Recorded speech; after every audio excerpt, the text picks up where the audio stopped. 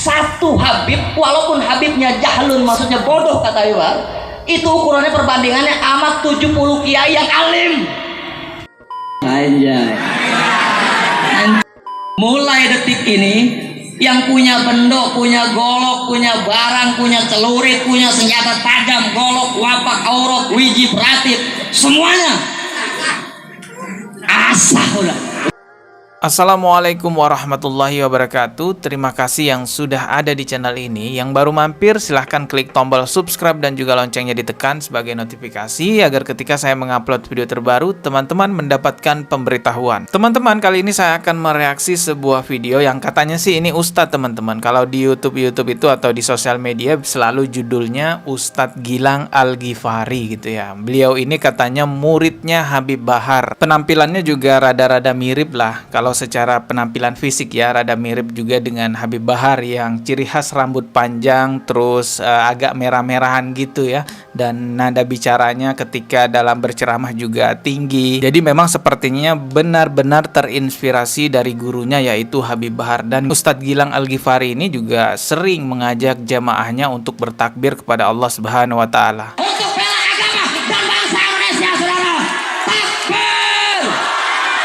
Prajurit. Kalau kita menyimak video-video ceramahnya beliau ini memang seakan-akan kita dibawa ke imajinasi seolah-olah negara kita ini udah diambang peperangan. Bahkan gak nanggung-nanggung nih mengajak jamaahnya yang punya celurit, yang punya pedang, yang punya golok untuk diasah agar tajam dan menunggu komando ulamanya katanya, entah ulama siapa. Yang jelas katanya tunggu komando dari ulama untuk berperang.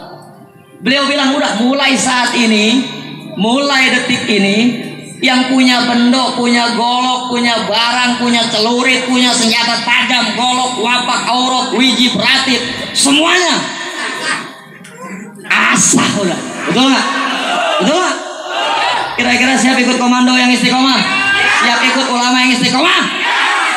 Yakin lu siap? Yakin lu siap?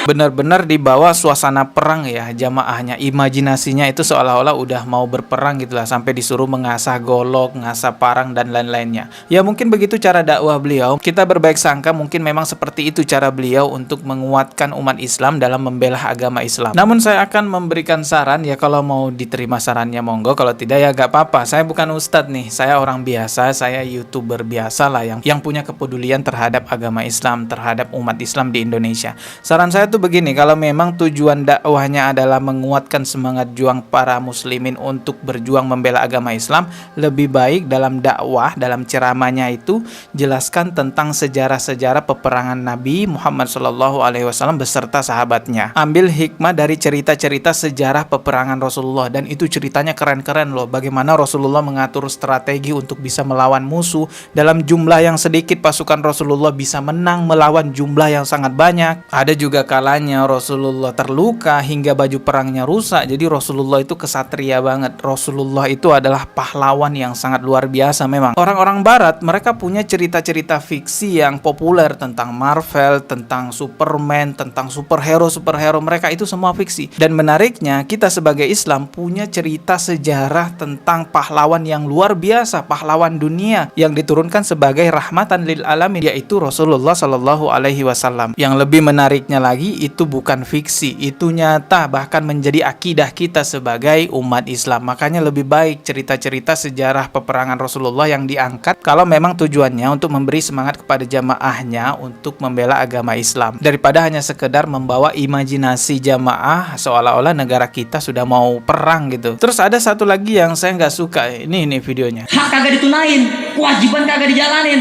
mamrak maur ambiar lo. Anjay, hancur udah. Itu bukan satu kali nyebutinnya. Kalau teman-teman nonton video fullnya ada beberapa kali nyebutin seperti itu. Jadi setelah takbir nanti lama-lama terus bilang lagi anjay, dan jamaahnya juga ikut bilang seperti itu. Kalau di tongkrongan kalian yang tidak ada embel-embel agama Islam di dalamnya, ya sudahlah itu urusan kalian. Tapi kalau di mimbar ceramah agama Islam dan bannernya jelas tertulis itu adalah acara-acara keagamaan Islam, tolong dihormati, tolong dijaga marwah agama Islam. Jangan bilang juga bahwa begitulah dakwah Rasulullah terkadang lembut, terkadang keras. Begitulah dakwahnya sebagian sahabat, ada yang keras. Jangan bilang seperti itu melecehkan agama Islam.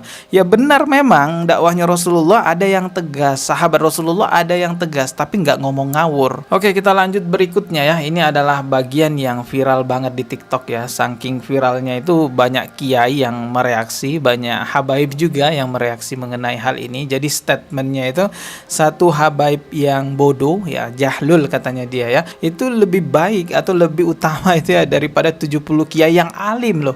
Coba kita simak nih videonya ya.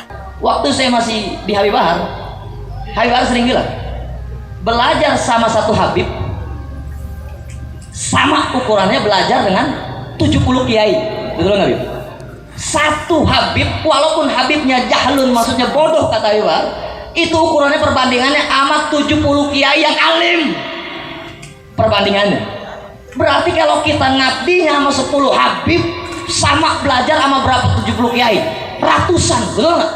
Nah makanya zaman sekarang nih, Wah, satu habaib yang jahlul, yang bodoh itu sama dengan 70 kiai yang alim. Waduh, ini berlebih-lebihan. Pertanyaannya, belajar sama orang yang sudah kita tahu jahlul, sudah kita tahu bodoh, apanya yang mau dipelajari, apanya yang mau diambil? Yang ada kita malah ikut bodoh juga. Pun kalau ada misalnya habaib yang mohon maaf mungkin ilmu agamanya masih rendah atau ilmu agamanya tidak setinggi para kiai-kiai lainnya, tetap kita hormati nasab habaibnya. Kita hormati karena itu perintah Rasulullah. Tetapi kita jangan ikut-ikutan jadi bodoh juga. Ada satu hal yang perlu kita pahami agar kita bisa terhindar dari hal-hal khurafat, agar kita bisa terhindar dari perkara-perkara pembodohan yang mengatasnamakan agama. Yang perlu kita pahami yaitu dalilnya yang jelas ya, sesuai dengan Al-Quran dan Sunnah, Al-Quran dan hadis. Di dalam Islam itu masalah fadilah, masalah keutamaan, masalah yang lebih afdol itu bukan ditentukan oleh manusia. Apalagi keutamaan itu bukan ditentukan oleh manusia. Kita tahu ini lebih utama daripada ini, amaliyah ini lebih utama daripada amaliyah ini.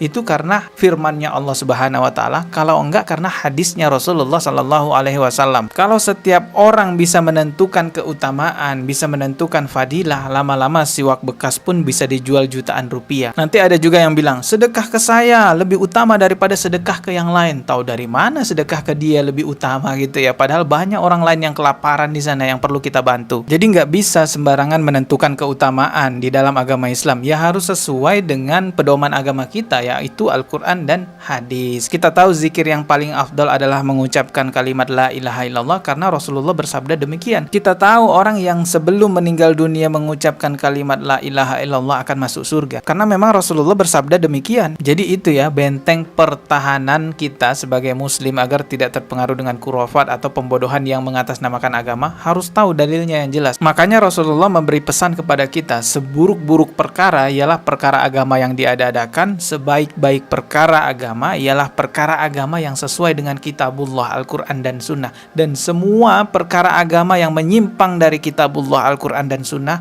itu sesat. Semua kesesatan itu tempatnya di neraka. Lalu di sisi lain Rasulullah menegaskan lagi, telah aku wariskan kepada kalian dua perkara yang mana jika kalian berpegang teguh kepada dua perkara itu tidak akan tersesat, yaitu Al-Quran dan Sunnah. Semoga teman-teman yang nyimak video ini bisa memahami bahwa ini adalah kritik dan saran, bukan untuk membenci siapapun. Karena biasanya kalau saya bahas-bahas seperti ini banyak yang salah paham, banyak yang menganggap bahwa saya membenci para habaib. Nauzubillahi min zalik. Rasulullah menyuruh kita, memerintahkan kita untuk hormati dan muliakan para habaib. Gak mungkin lah saya membencinya. Kalau tujuan saya adalah memang untuk membenci, pasti narasi saya adalah menghina pribadinya, mencaci maki pribadinya. Tapi karena memang saya bukan tujuannya membenci, lihat narasi-narasi video saya itu adalah narasi yang menyelamatkan umat dari penyimpangan akidah, penyimpangan agama. Semoga bisa dipahami. Kita ketemu lagi di video berikutnya. Maaf jikalau ada kata yang salah. Subscribe dan juga loncengnya ditekan sebagai notifikasi. Wassalamualaikum warahmatullahi wabarakatuh.